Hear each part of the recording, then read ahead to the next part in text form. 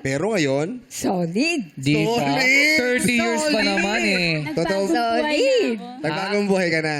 Oo. Okay, Aida, ikaw naman. Anong mensahe mo rito kay Bing? Galingan niya. Galingan. Wala bang I love you? I love Love you. Ano pa nagustuhan mo kay Bing, Aida? Bakit tumagal Mabait. lang 30 years? Mabait. Tsaka okay lang siya. Hindi kagaya ng iba na lalakero, yung mga ganun. Oo. Hindi rin demanding, siguro. Chill lang. Chill. Enjoy lang. Ano bang, Enjoy lang. ano bang ginagawa ngayon ni Aida?